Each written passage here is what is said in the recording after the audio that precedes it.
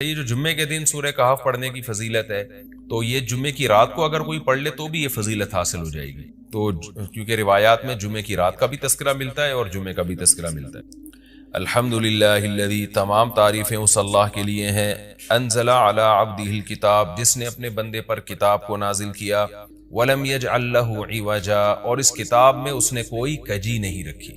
یہ قرآن کا کمال ہے، آپ الحمد سے لے کے والناس تک پڑھیں، دو اور دو چار کی طرح اس کی آیتیں اور اس کے مضامین سمجھ میں آتے ہیں۔ قرآن کے علاوہ کوئی بھی مذہبی کتاب آپ پڑھ لینا تو آپ کو سمجھ میں نہیں آئے گی کہ یہ کیا کہا جا رہا ہے اس میں، اور وہ باتیں نیچر کو اپیل بھی نہیں کریں گی، اور انسان وسوسوں کا شکار ہو جائے گا اور مصیبت میں پڑ جائے گا۔ لیکن قرآن کے دعوے کتنے واضح ہیں، اور دعووں میں تناقض نہیں ہے۔ قرآن نے کہا خدا ایک ہے، ہر جگہ یہی کہا کہ ایک ہے۔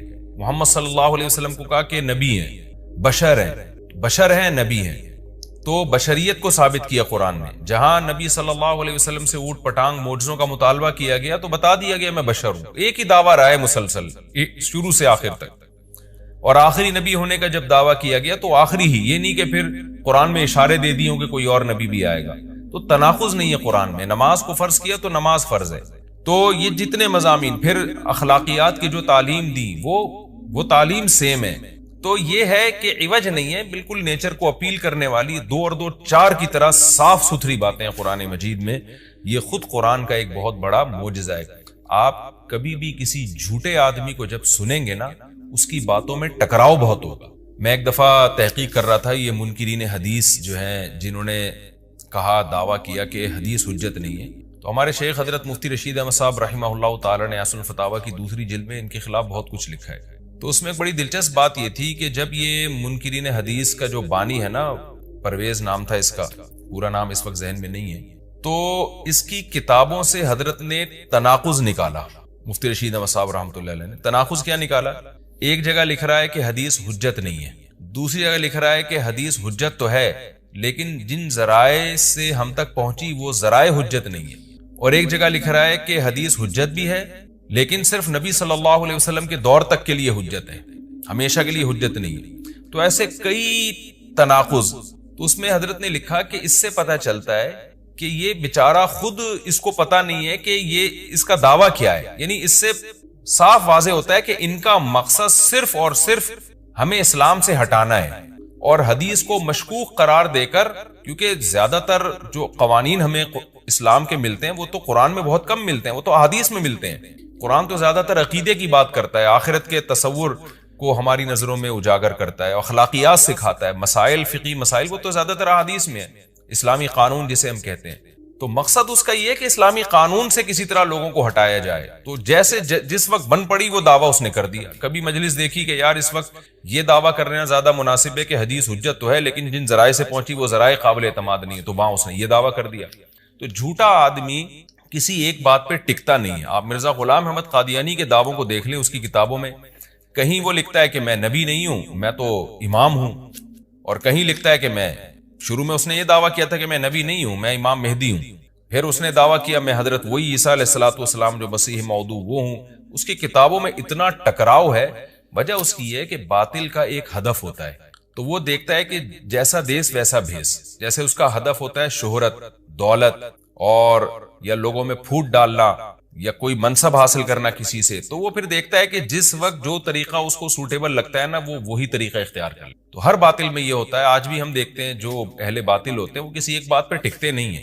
ایک تو ہوتا ہے نا انسان سے غلطی سے ایک دعویٰ ہو گیا، اس سے رجوع کر لے، وہ ایک الگ چیز ہے، وہ تو ہر انسان سے خطا ہو سکتی ہے، لیکن اہل باطل کے دعووں میں بہت ٹکراؤ ہوتا ہے، وہ کسی ایک بات پہ ٹکتے نہیں ہیں۔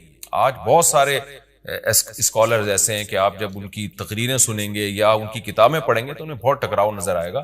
اسی سے صاف پتہ چل جاتا ہے کہ یہ لوگ اپنے دعوے میں مخلص نہیں ہیں، ان کا مقصد پھوٹ ڈالنا ہے۔ تو جتنی جو تحریف شدہ آسمانی کتابیں ہیں، یہ جتنے باطل مذاہب ہیں، ان میں بھی آپ کو یہ ٹکراؤ نظر آئے گا۔ تو قرآن یہ دعویٰ بار بار کرتا ہے کہ اللہ تعالیٰ نے جو کلام اپنے حبیب صلی اللہ علیہ وسلم پہ نازل کیا، اس میں آپ کو عوج نظر نہیں آئے گا، کوئی کجی نظر نہیں آئے گی، بہت واضح دو اور دو چار کی طرح وہ اپنے دعووں کو دعوے کرتا ہے قرآن مجید، اور اس پر دلائل قائم کرتا ہے۔ قیماً، اللہ فرماتے ہیں سیدھا سیدھا کلام ہے، لینذر بأسا، تاکہ یہ ڈرا دے۔ کہ اللہ تو نے اتنا صاف ستھرا کلام نازل کیوں کیا؟ اللہ کہتے ہیں دو وجہ سے، برے لوگوں کو ڈرانے کے لیے اچھے لوگوں کو امیدیں دلانے کے لیے، تاکہ برے لوگ برائی سے بچیں اور اچھے لوگوں کو موٹیویشن ملے۔ یہ دعویٰ بھی قرآن کا کتنا پیارا اور کتنا صاف ستھرا ہے۔ برائی کو ختم کرنا چاہتا ہے قرآن، اچھائی کو پروموٹ کرنا چاہتا ہے۔ لِيُنذِرَ بَأْسًا شَدِيدًا، ہم نے کیوں نازل کیا؟ تاکہ یہ ڈرا دے شدید عذاب سے، مِن لَدُنْهُ، اللہ کی طرف سے، یعنی اللہ کی طرف سے ڈرا دے۔ وَيُبَشِّرَ الْمُؤْمِنِينَ، اور ایمان والوں کو خوشخبریاں سنا دے۔ کون سے ایمان والے؟ الَّذِينَ يَعْمَلُونَ الصَّالِحَاتِ، جو اچھے اعمال کرتے ہیں۔ کیا خوشخبری سنا دے؟ ان لہم اجرا حسنا، کہ ان کو اجر ملے گا بہت اچھا، اور ایسا اجر ملے گا ماکثین فیہ ابدا، رہیں گے اس اجر میں وہ ہمیشہ ہمیشہ۔ وینذر الذین قالوا، اور تاکہ یہ کلام ڈرا دے ان لوگوں کو، الذین قالوا، جو کہتے ہیں اتخذ اللہ ولدا۔ اللہ نے ڈرانے کا ذکر 2 دفعہ کیا، اس لیے کہ ایک تو عام لوگ جو برے ہوتے ہیں ان کو ڈرا دے، اور مشرکین میں خاص طور پر یہ برائی تھی کہ یہود و نصارہ کی باتوں میں آ کے اللہ کے لیے اولاد ٹھہرا لیا کرتے تھے، وہ فرشتوں کو بیٹیاں کہہ دیا، یا عیسائیوں کی باتوں میں آ کے اللہ کے لیے اولاد ٹھہرا دی۔ تو اس لیے اللہ نے خاص طور پر ان مشرکین اور ان کافروں کا ذکر کیا جو نبی صلی اللہ علیہ وسلم کے دور میں اللہ کے لیے اولاد ٹھہراتے تھے، کہ اللہ ان کو بھی ڈرا دیا جائے۔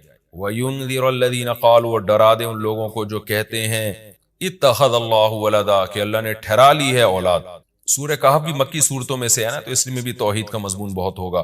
ما لہم بہ من علم، نہیں ہے ان کے لیے اس دعوے پر کوئی دلیل، ولا لآبائہم، اور نہ ان کے باپ دادا کے پاس کوئی دلیل تھی۔ یہ اکثر کہتے تھے نا، بھائی ٹھیک ہے ہمارے پاس دلیل نہیں ہے لیکن ہم اپنے باپ دادا کو فالو کرتے ہیں، تو اللہ کہتے ہیں تمہارے باپ دادا کے پاس کون سے اس دعوے کی کوئی دلیل تھی؟ اور یہ جملہ ہلکا نہیں ہے، کبرت کلمتن، بہت بڑا ہے یہ کلمے کے اعتبار سے، ایسا کلمہ جو ان کی منہ سے نکلتا ہے، منہ سے نکلنے والا کلمہ یہ بہت بڑا کلمہ ہے، بہت بھاری ہے زمین اور آسمان پر، کہ اللہ کے لیے اولاد ٹھہرا دی۔ ان یقولون الا کذبا، نہیں بولتے یہ لوگ مگر نرا جھوٹ بولتے ہیں یہ۔ فلعلک باخع نفسک علی آثارہم، اللہ تعالیٰ اپنے حبیب صلی اللہ علیہ وسلم کو تسلی دے رہے ہیں کہ اتنا سری جھوٹ بولتے ہیں اور آپ کی دعوت اتنی واضح ہے، پھر بھی یہ ایمان نہیں لاتے، تو اے نبی کہیں ایسا نہ ہو کہ آپ غم میں اپنی جان ہی نہ ہلاک کر بیٹھیں، کیونکہ رسول اللہ صلی اللہ علیہ وسلم کا دل بہت گھٹتا تھا کہ اتنی واضح بات میں کر رہا ہوں، اتنا میرے دعوے میں اتنی کلیئرٹی ہے، اس کے باوجود یہ مانتے کیوں نہیں ہیں؟ تو غم سے آپ کا سینہ گھٹتا تھا، تو اللہ نے آپ کو بتایا کہ یہ آپ کی حالت یہ ہو گئی ہے، شاید کہ آپ اپنی جان ہی ہلاک کر بیٹھیں۔ دیکھیں اللہ کا شاید یہ ہماری زبان میں اللہ ہم سے بات کرتے ہیں نا، ورنہ اللہ کے لیے تو شاید نہیں، اللہ کے لیے جو چیز ہوتی ہے یقینی ہوتی ہے۔ تو یہاں شاید کا مطلب کیا ہوگا کہ کوئی بھی دیکھنے والا آپ کی کنڈیشن کو دیکھے نا اس وقت، تو وہ کہے گا کہ آپ کی موت نہ واقع ہو جائے، اتنا غم ہے آپ کو۔ تو مقصد ہے غم کی شدت کو بیان کرنا۔ تو اللہ فرماتے ہیں شاید کہ آپ اپنی جان ہی ہلاک کر بیٹھے ان کے پیچھے، یعنی ان کے غم میں، اگر یہ لوگ اس قرآن پر ایمان نہ لے کر آئے، اسفا، افسوس اور غم میں آپ کی جان ہی کہیں آپ ہلاک نہ کر بیٹھیں۔ پھر آگے اللہ بتا رہے ہیں کہ یہ ایمان کیوں نہیں لے کر آتے۔ آپ غم نہ کریں، آپ کی دعوت میں کوئی کمی نہیں، آپ کے دلائل میں کوئی کمی نہیں، ایمان نہ لانے کی وجہ ہم بتاتے ہیں کیا ہے۔ کچھ لوگ لائیں گے، کچھ نہیں لے کر آئیں گے، وجہ کیا ہے وہ ہم بتا رہے ہیں اگلی آیت میں، انا جعلنا ما علی الارض، ہم نے بنایا ہے ہر اس چیز کو جو زمین کے اوپر ہے، زینت اللہ، زمین کے لیے، یعنی زمین والوں کے لیے زینت، اٹریکٹیو بنایا ہم نے۔ زمین اجڑی ہوئی ہوتی، کسی کا دل ہی نہ لگتا زمین میں، تو سارے آخرت ہی کی فکر میں لگ جاتے، لیکن زمین میں اٹریکشن ایسی پیدا کر دی ہے کہ یہ اللہ سے غافل کرتی ہے، حق سے دور کرتی ہے۔ ہر آدمی اس زمین کی زینت کو حاصل کرنے کی کوشش کرتا ہے۔ زینت وہ چیز ما یتزین، جو مزین ہوتی ہے اور جس کی طرف انسان کی اٹریکشن ہوتی ہے، چاہے حقیقت میں وہ اٹریکشن کے قابل ہو یا نہ ہو۔ جیسے گندگی کا ڈھیر ہے، اٹریکشن نہیں ہوتی، لیکن آپ نے اس کے اوپر ایک خوبصورت ململ کا کپڑا ڈال کے خوشبو چھڑک دی تو اب وہ دیکھنے میں بھلی لگنے لگے گی۔ تو جو چیز دیکھنے میں بھلی لگتی ہے اس کو مزین کہا جاتا ہے، چاہے حقیقت میں ہو یا نہ ہو۔ تو اللہ نے کہا کہ ہم حقیقت میں زمین اچھی ہے یا نہیں ہے یہ لوگ اس کو نہیں دیکھتے، بس اٹریکٹیو ہے اس کو دیکھتے ہیں کہ اس کا یہ اٹریکٹ کرتی ہے اپنی طرف۔ حقیقت میں دیکھا جائے تو مسافر خانہ ہے نا، کتنی بھی مل جائے تو ختم ہونے والی ہے، تو فنا ہونے والی چیزوں سے کون دل بہلاتا ہے، لیکن اللہ بتا رہے کہ ہم نے چونکہ اس کو مزین کر دیا ہے۔ تو اس مزین ہونے کا نتیجہ یہ ہے کہ کچھ لوگ اس میں پڑھ کے اللہ کو بھول جاتے ہیں اور کچھ اس کی حقیقت کو دیکھ کر اللہ کو یاد رکھتے ہیں. تو آزمائش جبھی ممکن ہے جب اس زمین کو اٹریکٹیو بنایا جائے. آگے اس لیے اللہ نے فرمایا کہ ہم نے بنایا ہے جو کچھ اس زمین کے اوپر ہے زینت اللہ، زمین کے لیے مزین. کیوں بنایا ہے؟ لنبلوہم، تاکہ ہم لوگوں کو آزمائیں، ایہم احسن عملا، کہ ان میں عمل کے لحاظ سے زیادہ اچھا کون ہے. اگر زمین کو مزین نہ بنایا جاتا تو سارے عمل کے لحاظ سے بہت اچھے ہو جاتے، کیونکہ قربانی نہ دینی پڑتی. اب اس مزین زمین کی بہت سی چیزوں کو چھوڑنا پڑتا ہے. نماز کے وقت دکان چھوڑنی پڑتی ہے، اور صدقات و خیرات کے وقت مال کی قربانی دینی پڑتی ہے، اور جو شریعت کے جتنے بھی احکام ہیں تو جاہ کی قربانی دینی پڑتی ہے، منصب کی قربانی دینی پڑتی ہے. تو اللہ کہتے ہیں ہم نے چونکہ مزین بنا دیا تاکہ ہم لوگوں کو آزمائیں. تو ظاہر ہے جب آزمائش ہوتی ہے تو اے نبی کچھ لوگ کامیاب ہوتے ہیں اور کچھ لوگ ناکام ہوتے ہیں. تو آپ چاہتے ہیں کہ ساری دنیا ایمان لے آئے، سارے نیک بن جائیں، یہ آپ کی چاہت پوری نہیں ہو سکتی، کیونکہ امتحان میں 100% لوگ کامیاب عام طور پر نہیں ہوا کرتے. وَإِنَّا لَجَاعِلُونَ مَا عَلَيْهَا صَعِيدًا جُرُزًا، اور یاد رکھو جو کچھ زمین کے اوپر ہے ہم اس کو بنانے والے چٹیل میدان. یعنی اللہ نے جب یہ کہا نا کہ زمین کے اوپر کی چیزوں کو ہم نے مزین کر دیا، تو آگے نافرمانوں کو ایک دھمکی بھی دے دی ہے کہ تم جو اس میں پڑھ کر ایمان سے اور نیک عمل سے غافل ہو رہے ہو کہ بھئی اتنی اٹریکشن ہے، تو اس کا ایک دوسرا پہلو بھی ہے. وہ پہلو کیا ہے؟ چٹیل میدان بن جائے گی، سب تباہ و برباد ہو جائے گا. یعنی ایگزامینیشن ہال میں جب جو نعمتیں آپ کو دی جاتی ہیں وہ ہمیشہ کے لیے تھوڑی دی جاتی ہیں، وہ تو اس وقت تک کے لیے دی جاتی ہیں جب تک امتحان چل رہا ہے، اس کے بعد وہ لے لی جاتی ہیں واپس. تو اسی طرح اللہ اس زمین کو ختم کر دیں گے، اور تب پوری ترقی، جو انسان کی جتنی بھی ترقی ہے زمین میں اور کائنات میں، ساری زمین بوس ہو کے ختم ہو جائے گی. اور اللہ تعالیٰ جس مقصد کے لیے انسان کو پیدا کیا گیا اس مقصد کے بارے میں انسان سے سوال کریں گے. ام حسبت ان اصحاب الکہف والرقیم، قرآن نے یہ کچھ تمہید بیان کی کہ یہ دنیا آزمائش کے لیے اور سب کچھ ختم ہو جائے گا، جو قرآن کا اصل مقصود ہے. اب قرآن ایک واقعے کی طرف آتا ہے. مشرکین مکہ یہود و نصارہ سے بہت سی چیزیں سنا کرتے تھے، اور یہود آ کے ان کو چپ کے گائیڈ کرتے تھے کہ جس نے نبوت کا دعویٰ کیا ہے نا، تم ان سے یہ سوال پوچھو، تم ان سے یہ سوال پوچھو. پھر یہود دیکھتے تھے کہ ہماری تورات کے مطابق جواب ملتا ہے کہ نہیں ملتا. تو ان کا یعنی خیال یہ تھا کہ محمد صلی اللہ علیہ وسلم جواب نہیں دے پائیں گے تو ہم بتائیں گے دیکھو ہماری تورات میں تو یہ لکھا ہے، اگر یہ اللہ کے نبی ہیں تو یہ تو ہر آسمانی کتاب یہ واقعہ بیان کرتی ہے، تو قرآن کیوں بیان نہیں کر رہا. تو یہودیوں نے آ کے مشرکین مکہ سے کہا، مشرکین مکہ نے نبی صلی اللہ علیہ وسلم سے سوال پوچھا. ان میں 3 سوال تھے. ایک روح سے متعلق جس کا سورہ بنی اسرائیل میں جواب دے دیا گیا، ایک حضرت ذوالقرنین سے متعلق کہ وہ کون سا بادشاہ تھا جس نے پوری دنیا پہ حکومت کی ہے، ان کا تذکرہ اللہ نے قرآن میں بیان کیا، اور ایک اصحاب کہف کے بارے میں. تو اب قرآن ان کے واقعے کو بیان کر رہا ہے. ام حسبت ان اصحاب الکہف والرقیم کانوا من آیاتنا عجبا، اے نبی آپ یہ سمجھتے ہیں کہ اصحاب کہف اور جبل والے، پہاڑ والے لوگ، غار اور پہاڑ والے لوگ کیا ہماری نشانیوں میں سے بڑی عجیب نشانی تھے؟ کیا آپ یہ سمجھتے ہیں؟ یعنی یا تو اس کا جواب یہ کہ واقعی یہ نشانی تھے، یا یہ کہ یہ اتنی بڑی نشانی نہیں تھے جتنی بڑی اس کائنات کو بنا دینا بڑی نشانی ہے. اذ اول فتیتو، اللہ نے اس واقعے کو بیان کیا، اس وقت کو یاد کرو جب چند نوجوانوں نے ٹھکانہ پکڑا الی الکہف، ایک بڑے غار کی طرف، فقالو، پھر کہنے لگے. اب دیکھیں قرآن جب واقعہ بیان کرتا ہے نا تو سوال تو مشرکین نے اصحاب کہف کا پوچھا تھا، بتا دیا جاتا بھئی ایک زمانے میں اصحاب کہف تھے جو مشرک بادشاہ تھا جس کے ظلم سے تنگ آ کے وہ علاقہ چھوڑ کے چلے گئے، اور 300 سال غار میں رہے، اور پھر 300 سال کے بعد واپس آئے اور لوگوں نے پھر بڑی عقیدت کی، محبت کی، بس اتنا کافی تھا. لیکن قرآن واقعہ اس انداز سے بیان کرتا ہے کہ اس میں اسباق ملنا شروع ہو جائے، ہمیں اس میں اسباق ملنا شروع ہو جائے. اب دیکھیں شروع کیسے کیا جا رہا ہے. کیا تم یہ سمجھتے ہو کہ اصحاب کہف کا واقعہ کوئی عجیب واقعہ ہے؟ یعنی اللہ کے لیے تو کوئی عجیب نہیں ہے. یعنی انسانوں پر گویا اللہ تعجب کر رہے ہیں کہ اس واقعے کو تم عجیب سمجھ رہے ہو، اور اس سے بڑے عجیب عجیب کام جو ہم نے کر دیے، پانی کے قطرے سے انسان کو بنا دیا اور اتنا بڑا نظام بنا دیا ہم نے کائنات کا، اس کو عجیب نہیں سمجھ رہے. تو یہ انسان کی بھی عقل ہے نا کہ ایک واقعہ عجیب و غریب ہو جائے تو اس پہ حیران ہو رہا ہوتا ہے، اور وہ پوری کائنات بن گئی اور انسان کا پانی سے وجود میں آ جانا، چونکہ یہ ہم اس کے عادی ہو چکے ہیں یہ منظر دیکھنے کے، تو یہ ہمارے نظر میں عجیب نہیں رہا، ورنہ حقیقت میں تو اس سے زیادہ عجیب کام اللہ کر چکا ہے. تو ایک تو سبق اللہ نے ہمیں یہ بتایا اس واقعے میں کہ یہ واقعہ اتنا عجیب نہیں جتنا اللہ کے دوسرے کام زیادہ عجیب ہیں. تو قرآن واقعہ بیان کرتا ہے اس انداز سے تاکہ ہمیں اس سے اسباق ملیں.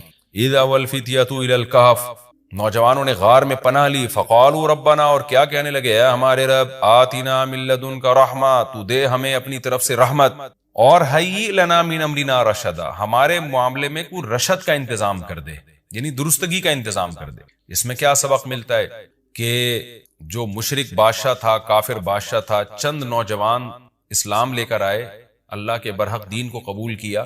ان کو یہ یقین تھا کہ ہم اس علاقے میں رہ کر اپنے دین اور مذہب پہ قائم نہیں رہ سکتے، لہذا انہوں نے ارادہ کیا ہم ہجرت کرتے ہیں. تو اب ہجرت کر کے جائیں کہاں؟ تو اللہ سے دعائیں مانگ رہے ہیں. اس سے کیا پتہ چلتا ہے کہ جب آپ کے لیے کسی علاقے میں رہ کر دین پر چلنا ناممکن ہو تو آپ پر لازم ہے کہ آپ اس علاقے کو چھوڑیں. ایک بات. نمبر دو، چھوڑ کر آپ اللہ پہ اعتماد اور توکل کریں کہ جس اللہ نے مجھے یہاں کھلایا وہ کہیں اور بھی کھلا سکتا ہے. نمبر تین، اللہ سے دو قسم کی دعائیں مانگیں. نمبر ایک، اے اللہ تو میرے لیے رحمت کا انتظام کر دے، یعنی اپنا رحم کر تاکہ تیری رحم کی وجہ سے ہمارے لیے معاملات آسان ہو جائے. نمبر دو، تو ہمیں گائیڈ کر، حیئ لنا من امرنا رشدا کا مطلب سیدھا راہ دکھا، ہمیں بتا کہ ہم نے جانا کہاں ہے، کس ملک میں اسٹے کرنا ہے، سفر کیسے کرنا ہے. یہ بالکل ایسے ہی ہے جیسے موسیٰ علیہ الصلوۃ والسلام سے غلطی سے قتل ہو گیا، تو اب مدین سے جب نکلنا تھا، مصر سے جب نکلنا تھا تو راستہ معلوم نہیں تھا، تو وہاں بھی اللہ تعالیٰ سے موسیٰ علیہ السلام نے دعا مانگی کہ وَلَمَّا تَوَجَّهَ تِلْقَاءَ مَدْيَنَ قَالَ عَسَىٰ رَبِّي أَن يَهْدِيَنِي سَوَاءَ السَّبِيلِ، مجھے امید ہے میرے رب مجھے سیدھا راستہ دکھائے گا. تو جب انسان کو راستے معلوم نہ ہو، گائیڈنس نہ مل رہی ہو کہ جانا کہاں ہے، کہاں اسٹے کرنا ہے، تو ایسے موقع پہ اللہ سے سیدھے راستے کی دعا مانگنی چاہیے. تو یہاں بھی انہوں نے دعا مانگی کہ اللہ تو ہمارے لیے رحمت کا انتظام کر دے اور ہمارے لیے ہمیں گائیڈ کر دے کہ ہم نے جانا کہاں ہے، کہاں اسٹے کرنا ہے. تو قرآن کہتا ہے ہم نے ان کی دعا کو قبول کی. فَضَرَبْنَا عَلَىٰ آذَانِهِمْ، رحمت کا انتظام کیسے ہوا کہ ہم نے غار کے اندر گئے، ان کے کتے کو ساتھ لے کر غار کے اندر گئے، اور وہاں انہوں نے کہا کہ فی الحال ہم یہاں لوگوں سے چھپ جائیں، کسی طریقے سے پناہ میں آ جائیں، پھر دیکھیں گے جی اٹھ کے ہم نے جانا کہاں ہے.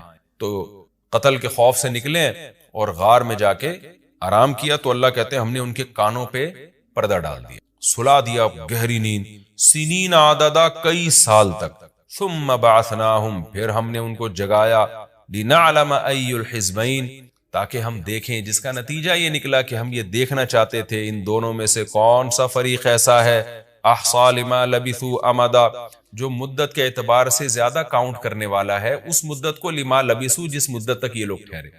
یعنی اللہ تعالیٰ بھی گویا ان کو دیکھ کے خوش ہو رہے ہیں کہ دیکھیں ان کے آپس میں تبصرے کیا ہوتے ہیں، کیونکہ کسی کے ساتھ ایسا کبھی نہیں ہوا. تو اب جب یہ اٹھیں گے تو اللہ کی گویا کہ اللہ تعالیٰ بھی ان کی بات کو دیکھ کرنا ایک خوش ہو رہے ہیں ان کو دیکھ کے کہ دیکھو میں یہ باتیں آپس میں کیا کرتے ہیں. تو کسی نے کیا کہا، کسی نے کیا کہا، یہ سارا تذکرہ آگے آئے گا. یہ واقعہ آگے بھی چلے گا اور انشاءاللہ اس کی تفصیل اگلے رکوع میں زیادہ آئے گی. ہمارا یہ رکوع الحمدللہ کمپلیٹ ہو گیا اور وقت بھی تقریباً کمپلیٹ ہی ہونے والا ہے ہمارا. تو انشاءاللہ اگلے ایپیسوڈ میں اس واقعے کو ہم مکمل کریں گے. تفسیر اس کی بہت آسان ہے، زیادہ ڈیٹیل میں جانے کی ضرورت نہیں ہے. اور میں بار بار بتاتا ہوں کہ یہ جو میں تفسیر کے لیکچر ریکارڈ کروا رہا ہوں، اس کا بنیادی مقصد صرف اور صرف یہ ہے کہ جب آپ قرآن مجید کی تلاوت کریں تو آپ کو سمجھ میں آئے کہ آپ کیا پڑھ رہے ہیں، کیا سن رہے ہیں. تلاوت سنیں تو سمجھ میں آئے کہ کیا سن رہے ہیں آپ تراویح میں یا ویسے نارملی جب آپ تلاوت کرتے. اس تفسیر کے لیکچر کا مقصد لمبی چوڑی تفسیریں نہیں ہیں، کیونکہ میں اگر چاہوں تو ایک رکوع میں 6 مہینے لگا دوں اس کی ڈیٹیل بیان کرنے میں، اور چاہوں تو میں مختصر رکھوں اس کو. تو میں نے مختصر اس لیے رکھا ہے کہ آپ کو قرآن سمجھ میں آئے، لہذا قرآن سامنے رکھ کر آپ بیٹھا کریں اور ایک ہی لائنوں والا قرآن ہمیشہ رکھیں. 15 لائنوں والا ہے تو پوری زندگی پھر 15 لائنوں والوں سے تلاوت کریں، 16 لائنوں والا ہے تو 16 لائنوں والے سے آپ تلاوت کریں، تاکہ آپ کو جب وہ صفحہ سامنے ہوگا نا تو آپ جب بھی تلاوت کریں گے تو آپ کو اس کا مفہوم انشاءاللہ ذہن میں آئے، تو قرآن کی بیس آپ کی مضبوط ہو جائے. باقی تفسیریں تو پھر اتنی لمبی تفسیریں ہیں، وہ پڑھتے چلے جائیں، اس میں علمی نکات بہت ہیں. تو میں چاہتا ہوں آپ کی بیس مضبوط ہو جائے، جب قرآن پڑھیں آپ تو عربی میں ہی سمجھ میں آئے آپ کو. سورہ کہف میں بہت سارے واقعات بیان ہوئے. اصحاب کہف کا واقعہ سب سے پہلے بیان ہوا کہ انہوں نے کیسی اللہ کے لیے قربانی دی، پھر اللہ تعالیٰ نے خضر علیہ السلام کا واقعہ بیان کیا، ذوالقرنین کا واقعہ بیان کیا، یہ سارے نیک بندوں کے واقعات تھے۔ اب ایک خلاصہ بیان کیا جا رہا ہے کہ ان سب کا حاصل کیا ہے کہ اچھا عمل کرو اور برائی سے بچو، اور اس میں سب سے بڑی رکاوٹ تھی مشرکین کے غلط عقیدے، وہ اچھے عمل کو، شرک کو اچھا عمل سمجھتے۔ نماز کی ہر رکعت میں سورہ اخلاص پڑھنا، فرض نماز میں ہر رکعت میں سورہ اخلاص پڑھ سکتے ہیں، خلیفہ شاہ نیو یارک سے پڑھ سکتے ہیں، نماز ہو جائے گی۔ حدیث میں آتا ہے ایک صحابی نماز میں بار بار سورہ اخلاص پڑھتے تھے، آپ نے ان کو بلا کے پوچھا، انہوں نے کہا مجھے اس سے محبت ہے، تو آپ نے ان کو جنت کی بشارت دی۔ تو اگر کسی کو عقیدہ توحید سے محبت ہے، اللہ تعالیٰ کی توحید ہے، اس میں اس نیت سے پڑھتا ہے، تو انشاءاللہ کوئی حرج نہیں ہے، لیکن نارملی یہ عمل ناپسندیدہ ہے۔ صحابہ نے شکایت بھی اسی وجہ سے کی تھی نا کہ نبی کا عام معمول یہ نہیں تھا، تو بہتر یہی ہے کہ ایک رکعت میں کوئی سورت پڑھیں، دوسری میں دوسری پڑھیں، تیسری میں تیسری سنتیں پڑھ رہے ہیں تو تیسری میں کوئی اور سورت، بہتر یہی ہے۔ کبھی کبھار اگر ہو جائے تو کوئی حرج نہیں ہے۔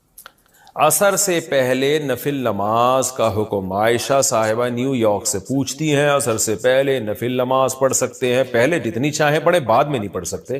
عصر کی نماز کے بعد نفل پڑھنا جائز نہیں ہے، ہاں قضاء عمری پڑھ سکتے ہیں، یہ کوئی اور قضا نماز ہو جائے تو وہ پڑھ سکتے ہیں، لیکن نوافل عصر کے بعد نہیں پڑھ سکتے، پہلے جتنے چاہیں پڑھیں۔ نماز میں آنکھ بند کرنا جائز ہے؟ کیا نماز میں آنکھ بند کر سکتے ہیں اور کتنی دیر تک؟ عابد خان سعودی عرب سے۔ نماز میں آنکھ بند کرنا مکروہ ہے، ناپسندیدہ ہے، کیونکہ نبی صلی اللہ علیہ وسلم ہمیشہ آنکھیں کھول کے نماز پڑھتے تھے، تو اس لیے بہتر یہی ہے کہ نماز میں آنکھ کھول کے نماز پڑھیں آپ۔ اندھیرے میں نماز پڑھنے کا حکم، اندھیرے میں نماز پڑھنا ممنوع ہے یا نہیں؟ عثمان غنی آئی لینڈ سے۔ کوئی ممنوع نہیں ہے، پڑھ سکتے ہیں۔ عبد الرشید صاحب راجستھان انڈیا سے پوچھتے ہیں کیا نماز میں بسم اللہ پڑھنا واجب ہے؟ کیا بسم اللہ الرحمن الرحیم نماز کی پہلی رکعت میں پڑھی جائے گی یا ہر رکعت میں پڑھنا وہ لازم ہے؟ بھائی لازم کسی رکعت میں بھی نہیں ہے، سنت ہے، بہتر ہے جب پہلی رکعت میں آپ اللہ اکبر کہہ کے نیت باندھتے ہیں تو ثنا پڑھیں، ثنا کے بعد اعوذ باللہ من الشیطان الرجیم، پھر بسم اللہ الرحمن الرحیم، پھر سورہ فاتحہ پڑھیں۔ سورہ فاتحہ کے بعد اگر آپ درمیان سے کہیں سے تلاوت کر رہے ہیں سورت کے تو پھر بسم اللہ نہ پڑھیں، اگر سورت کے شروع سے تلاوت کر رہے ہیں تو پھر بسم اللہ الرحمن الرحیم دوبارہ پڑھیں، اور جیسے الم تر کیف فعل ربک پڑھ لی یا قل واللہ پڑھ لی، تو سورت شروع کرنے سے پہلے بسم اللہ پڑھیں آپ، سنت ہے۔ پھر جب دوسری رکعت کے لیے آپ کھڑے ہوں گے تو پھر سورہ فاتحہ سے پہلے بسم اللہ، اور پھر جب سورہ فاتحہ پڑھ کے نئی سورت شروع کریں گے تو بسم اللہ۔ اگر سورت شروع نہیں کرتے، قرآن کے درمیان سے پڑھتے ہیں تو پھر بسم اللہ نہ پڑھیں، کیونکہ بسم اللہ سورت شروع کرنے سے پہلے پڑھنا سنت ہے، تو چاہے سورہ فاتحہ ہو یا کوئی نئی سورت ہو، اس سے پہلے بسم اللہ عام حالات میں بھی پڑھنی چاہیے اور نماز میں بھی۔ ہاں سورہ توبہ جب آپ پڑھیں گے تو پھر اس سے پہلے بسم اللہ الرحمن الرحیم نہ پڑھیں آپ، لیکن یہ واجب نہیں ہے، میں نے بتایا سنت ہے، چھوٹ جائے تو کوئی گناہ نہیں ہے۔ کیا عشاء کے صرف 4 فرض پڑھ سکتے ہیں؟ اگر کوئی عشاء کی نماز لمبی ہونے کی وجہ سے چھوڑ دیتا ہے تو اگر وہ صرف 4 فرض پڑھ لے تو کیا اس کی عشاء کی نماز ہو جائے گی؟ اسی طرح اگر عصر کی بھی صرف 4 رکعت فرض پڑھ لے تو کیا اس کی نماز ہو جائے گی؟ کوئی گناہ تو نہیں ہوگا؟ حنا صاحبہ بہاولپور سے۔ جی حنا صاحبہ بالکل فرض نماز ہو جائے گی، 17 رکعتیں سوچ کے نماز ہی چھوڑ دینا عشاء کی، یہ تو بہت بڑا ظلم ہے، تو 4 فرض یہ بہت زیادہ ضروری ہیں۔ اگر کوئی سنتیں نہیں پڑھ رہا، صرف 4 فرض پڑھ لیتا ہے تو فرض تو ذمے سے ساقط ہو گئے نا، ورنہ فرض چھوڑنا تو کبیرہ بہت بڑا گناہ ہے اسلام میں، تو کسی بھی طرح ہو فرض بہرحال پڑھے۔ باقی عشاء کے بعد 2 سنتیں مؤکدہ ہیں تو وہ بھی پڑھ لے، کیا جا رہا ہے اس میں، وہ بھی مؤکدہ ہیں، کبھی کبھار چھوڑ دیں تو کوئی حرج نہیں ہے، لیکن چھوڑنے کا معمول بنا لینا اس میں گناہ کا خطرہ ہے، ایسا شخص قابل ملامت ہے، نبی کی شفاعت سے محروم ہونے کا خطرہ ہے، تو اس لیے 2 سنتوں کو کبھی معمول بنانا چاہیے، کبھی کبھار چھوٹ جائے تو کوئی حرج نہیں ہے، لیکن بہرحال 2 سنتوں میں اور 4 فرض میں زمین آسمان کا فرق ہے۔ 2 سنتوں کے چکر میں 4 فرض کبھی بھی نہ چھوڑیں، نہیں پڑھے جا رہے تو 4 فرض ہی پڑھ لیں، تو لیکن عام 2 سنتوں کا بھی معمول بنا لیں تو 6 رکعتیں عشاء کی، جس کو ہم کسی حد تک ضروری کہہ سکتے ہیں، 4 فرض تو وہ تو فرض ہیں بہرحال، اور 2 سنتیں مؤکدہ ہیں، وہ چھوڑنا حرام اور کبیرہ گناہ تو نہیں ہے لیکن قابل ملامت ہے ایسا شخص جو سنتیں نہ پڑھے۔ اور وتر 3 رکعت وتر رہ گئے، وہ پوری رات میں کبھی بھی پڑھ لیں، وہ بھی واجب ہیں، وہ چھوڑیں گے تو گنہگار ہوں گے۔ باقی عصر سے پہلے 4 رکعتیں پڑھنا وہ سنت ہے، وہ لازمی نہیں ہے۔ پہلے سوال ہے جی محمد صاحب انڈیا، محمد صاحب کی طرف سے جو انڈیا سے ہیں، کیا نماز میں نیت کے لیے یہ کہنا ضروری ہے کہ میں 4 رکعت فرض نماز پڑھ رہا ہوں، منہ میرا کعبہ شریف کی طرف امام صاحب کے پیچھے، یا دل میں ہی پتہ ہو کہ آپ 4 رکعت فرض پڑھ رہے ہیں تو یہ بھی کافی ہوگا؟ دیکھیں یہ کہ منہ میرا کعبہ شریف کی طرف اور اس امام کے پیچھے، تو منہ تو کعبہ شریف کی طرف ہوتا ہے تو نماز ہوتی ہے، اس لیے اس کی نیت ضروری نہیں ہے۔ باقی یہ کہ امام کے پیچھے میں دل میں اتنا ارادہ کافی ہے کہ میں جماعت سے نماز پڑھ رہا ہوں، اب اکیلا نہیں پڑھ رہا۔ بعض دفعہ انسان صف میں کھڑا ہوتا ہے اپنی نیت باندھ لیتا ہے، تو دل میں بس اتنا ارادہ ہوتا ہی ہے جب آپ صف میں کھڑے ہیں تو اور کیا کرنے کے لیے کھڑے ہیں، اپنی نماز تھوڑی پڑھنے کے لیے کھڑے ہیں۔ تیسرا مسئلہ یہ کہ 4 رکعت فرض پڑھ رہا ہوں، 2 رکعت فرض پڑھ رہا ہوں، یہ نیت لغو ہے۔ آپ فجر کے 2 فرض پڑھ رہے ہیں اور آپ نیت یہ کریں میں 4 پڑھ رہا ہوں، تو بھی فجر کے 2 ہی ہوں گی، اس سے کوئی فرق نہیں پڑے گا، کیونکہ وہ اللہ کی طرف سے پہلے سے 2 رکعت متعین ہے، آپ کے 4 کہنے سے وہ فرق نہیں پڑے گا۔ ظہر میں آپ نے یہ نیت کر لی کہ میں ظہر کی 2 رکعت پڑھ رہا ہوں، تو بھی نماز آپ کی ہو جائے گی، کیونکہ ظہر کی 4 رکعت ہوتی ہیں، 2 ہوتی نہیں ہیں۔ سفر میں آپ نے 2 پڑھنی ہے، اگر آپ نے یہ نیت کر لی میں 4 پڑھ رہا ہوں تو بھی 2 ہی پڑھنی پڑیں گی اور نماز ہو جائے گی، کیونکہ سفر میں اللہ کی طرف سے 2 متعین ہے۔ تو صرف اتنی نیت کرنی ہے کہ ظہر ہے یا عصر ہے، کیونکہ ظہر میں آپ کے پاس یہ بھی آپشن تھا کہ آپ پچھلی کوئی قضا پڑھ لیں، یہ بھی آپشن تھا کہ سنت پڑھ لیں، یہ بھی آپشن تھا کہ فرض پڑھ لیں، تو یہ 3 آپشن تھے آپ کے پاس، تو ان میں سے ایک کو آپ نے خود متعین کرنا ہے کہ فرض پڑھ رہا ہوں یا سنتیں۔ نمبر 2، ظہر پڑھ رہا ہوں یا پچھلی کوئی قضا پڑھ رہا ہوں۔ تو جب آپ نے یہ نیت کر لی کہ نہیں جی ظہر ہے، تو 4 رکعتیں 2 رکعتیں یہ لغو کام ہو جائے گا، اس کی ضرورت نہیں ہے۔ بس اتنی نیت کہ ظہر ہے اور فرض ہے، بس۔ یعنی فرض سے میری مراد کہ ظہر ہے، آج کی ظہر ہے، یہ بھی ضروری نہیں کہ فرض ہے، کیونکہ ظہر تو ہے ہی فرض، تو سنت نہیں ہے۔ سنتیں پڑھ رہے ہیں تو دل میں یہ نیت ہو کہ یہ ظہر میں سنت پڑھ رہا ہوں، میں فرض نہیں پڑھ رہا، تو بس اتنا، یہ اتنی کافی ہے۔ آج کل نیتوں میں بہت زیادہ غلو ہونے لگا ہے۔ نماز میں نیت ضروری ہے یا تکبیر کہنا کافی ہے؟ فرض نماز میں نیت کرنی ہوگی یا صرف اللہ اکبر بولنا ہوگا؟ اگر نیت کرنی ہوگی تو وہ اردو میں کریں یا عربی میں کریں۔ سلمہ صاحبہ دبئی سے، دیکھیں نیت نماز میں ضروری ہے، لیکن نیت دل کے ارادے کا نام ہے، اور دل میں ارادہ انسان اپنی زبان میں ہی کرتا ہے جو اس کی مدر لینگویج ہے۔ بس دل میں نیت کرتا ہے میں نماز پڑھ رہا ہوں، تو بس اتنا کافی ہے۔ پھر جو نماز ہے اس کی نیت کر لیں، ظہر کی ہے تو ظہر کی نیت کر لیں، عصر کی ہے تو عصر کی، فرض کی ہے تو فرض کی کر لیں، بس دل میں نیت کافی ہے، اس کا انگلش عربی اردو سے کوئی تعلق نہیں ہے۔ نماز کی نیت کیا زبان سے ضروری ہے؟ نماز کی نیت کا کیا حکم ہے؟ دل میں نیت کافی ہے یا لفظوں سے نیت کرنا ضروری ہے؟ ابرار احمد سومرو سکھر سے۔ نہیں جی، نیت تو دل کے ارادے کا نام ہے، بلکہ فقہا نے لکھا ہے کہ دل میں ارادہ تھا ظہر پڑھ رہا ہوں، اور واقعی ظہر کی نماز تھی، زبان سے نکل گیا کہ عصر پڑھ رہا ہوں، تو نماز ادا ہو جائے گی، اس لیے کہ دل میں صحیح ارادہ کیا ہوا ہے۔ اور اگر ظہر پڑھ رہا ہے، دل میں ارادہ کر لیا عصر پڑھ رہا ہوں، زبان سے نکل گیا ظہر پڑھ رہا ہوں، تو نماز نہیں ہوگی، حالانکہ زبان سے صحیح نکلا ہے، لیکن چونکہ دل میں اثر تھا تو نہیں ہوگی۔ تو اس لیے دل میں ارادہ ہے اصل نماز کے لیے، زبان سے نیت ضروری نہیں ہے۔ وہمیوں کے لیے فقہا نے لکھا تھا کہ جو وہمی ہوتے ہیں نا، جو ہر وقت وسوسوں میں مبتلا رہیں گے، پتہ نہیں میں نے ظہر کی نیت کی تھی عصر کی، بعض ایسے وہمی ہوتے ہیں، ان کے لیے فقہا نے لکھا ہے کہ وسوسہ دور کرنے کے لیے وہ زبان سے نیت کر لیں، لیکن نارملی شریعت کا حکم یہی ہے کہ انما الاعمال بالنیات، اعمال کا مدار جو نیت پر ہے، تو نیت تمام فقہا کا اتفاق ہے وہ دل کے ارادے کا نام ہے۔ اللہم صلی علی سیدنا محمد، یا رب صلی وسلم دائما ابدا علی حبیبی۔ کیونکہ اگر ماں باپ کے حقوق ہیں، دوستوں کے حقوق ہیں، تو اللہ کے سب سے زیادہ ہونے چاہیے۔ تو وہ غیر مسلم جو مسلمان ہوا نا، اس نے بتایا کہ سب سے پہلے تو 5 نمازیں ہیں بھائی، ہم اگر اللہ کو مانیں تو اللہ سے ریلیشن تو ہو، تو یہ اسلام ہے جو ہمیں 5 دفعہ مسجد میں لے کر آتا، اور لاتا کتنے بہترین اسٹائل کے ساتھ ہے، کیسے بہترین انداز کے ساتھ لاتا ہے اسلام۔ یہ بھی ہو سکتا تھا کہ خام خواہ کی قربانی دلوائی جاتی کہ 5 دفعہ تم نے الٹے لٹکنا ہے، تاکہ پتہ چل جائے تمہارا اللہ سے کیا ہے، ریلیشن ہے۔ تو یہ بھی تو قربانی ہوتی کہ نہیں ہوتی، لوگ دلوا رہے ہوتے ہیں۔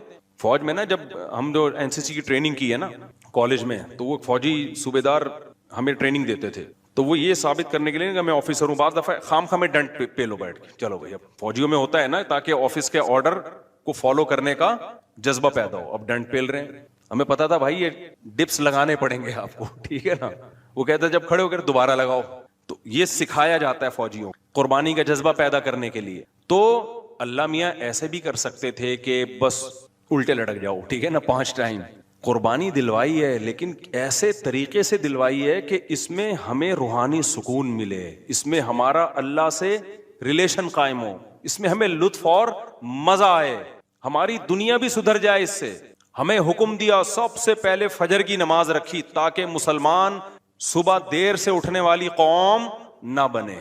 اللہ میاں یہ بھی کر سکتے تھے کہ پہلی نماز 11 بجے, دوسری نماز شام 3:30 بجے, 4-5 نمازیں ایسے کر دیتے. جہلم والی سرکار نے تو کر دی, فجر رکھی ہے اور ظہر کے بارے میں بولا ہے کہ عصر سے 20 منٹ پہلے آپ ظہر عصر پڑھ لیں اور غروب آفتاب ہوتے ہی مغرب عشاء بھی اکٹھی پڑھ لیں.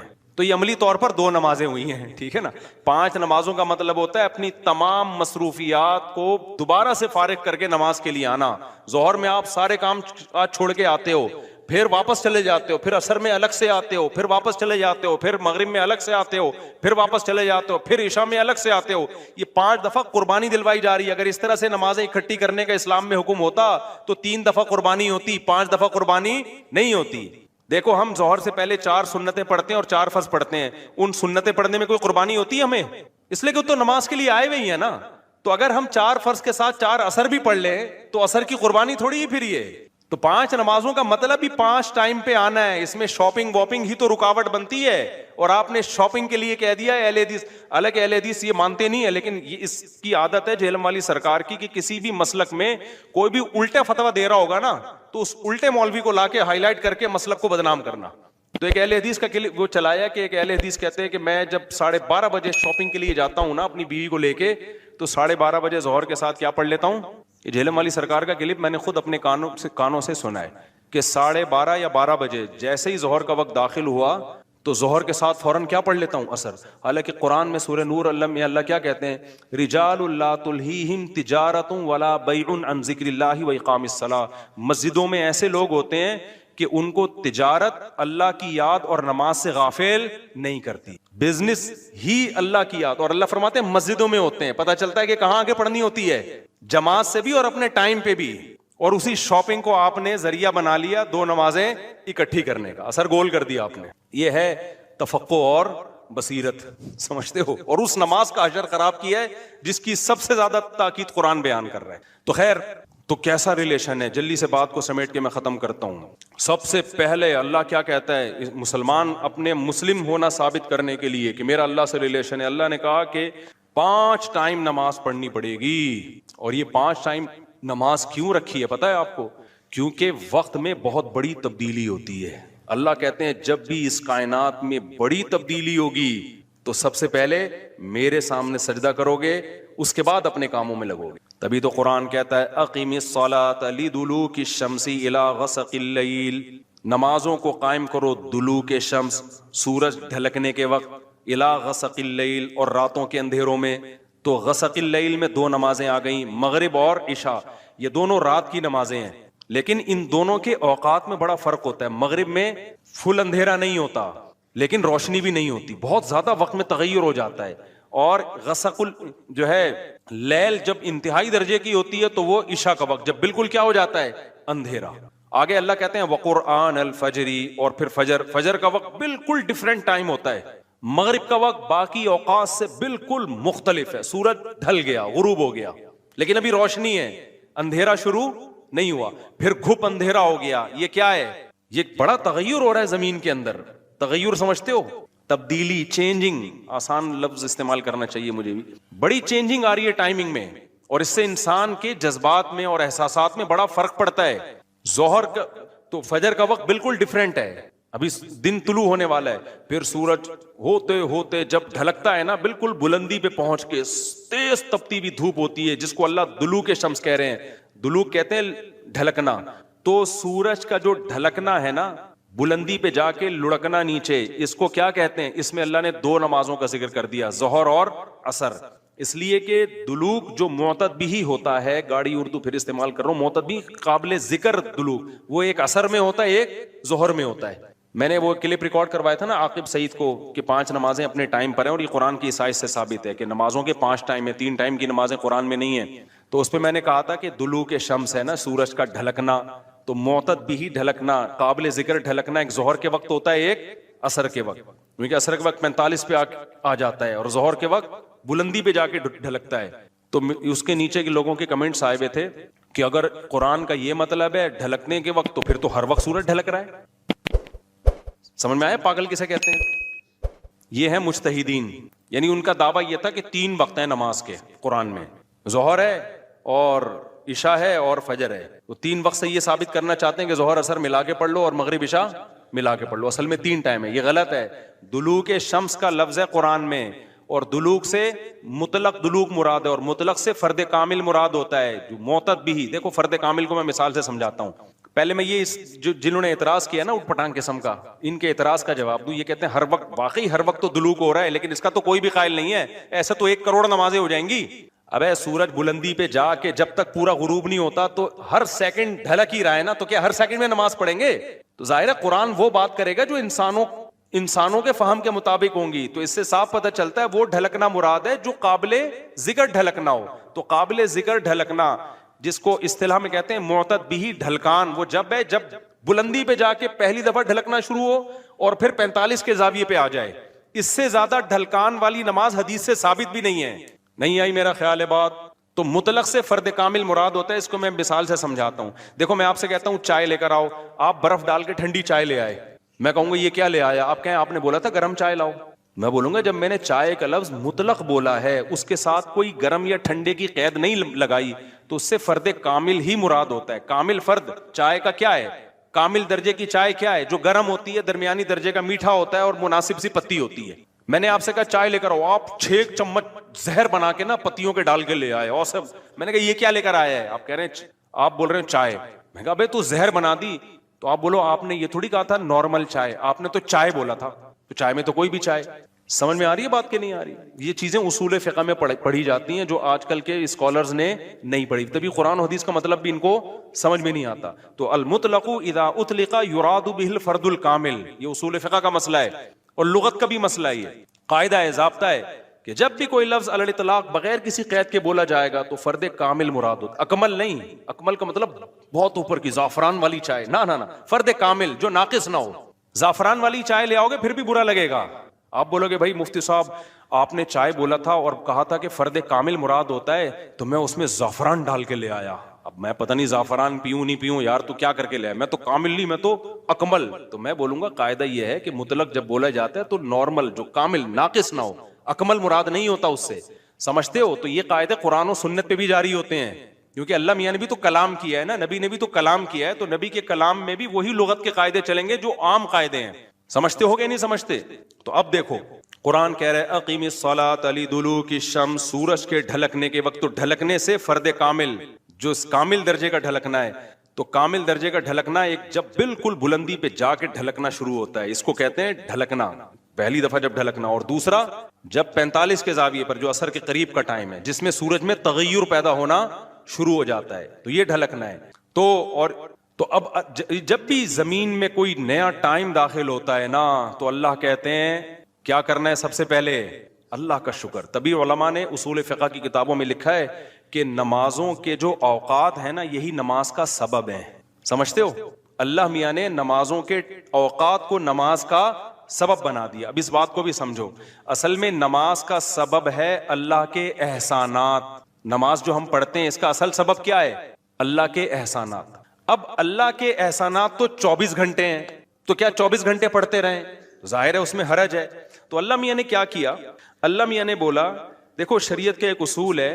ابھی کیا تمہیں پورا اصول فقہ بیٹھا کے سمجھاؤں میں، لیکن کیا کریں سمجھائے بات سمجھ میں آتی نہیں. دیکھو شریعت کا اور کامن سینس کا بھی ایک اصول ہے کہ جب کسی، پہلے میں مشکل اردو میں سمجھاتا ہوں پھر ایکسپلین کروں گا. جب کسی حکم کا مدار حقیقت کسی حقیقی سبب پہ رکھنا ممکن نہیں ہوتا نا، تو سبب ظاہر پر حکم کا مدار رکھا جاتا ہے. مشکل ہے مجھے پتا ہے، آسان کر کے سمجھا رہا ہوں. دیکھو ہم جو سفر میں 2 رکعتیں پڑھتے ہیں اس کی اصل وجہ ہے مشقت.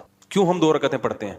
بھائی ٹینشن ہے سفر میں. اللہ نے نماز کیا کر دی کہ بھائی سفر میں آدمی ایسے راحت میں نہیں ہوتا جیسے گھر میں ہوتا ہے نا. تو اللہ میاں نے کیا حکم دیا کہ بھائی کتنی پڑھنی ہے؟ 2 پڑھنی ہے. تو اصل جو وجہ ہے نا سفر میں 4 کی 2 جو اللہ نے کر دی ہیں، اس لیے کہ سفر میں آدمی اتنی خوشی اور راحت میں نہیں ہوتا بلکہ تھوڑی سی ٹینشن میں ہوتا ہے.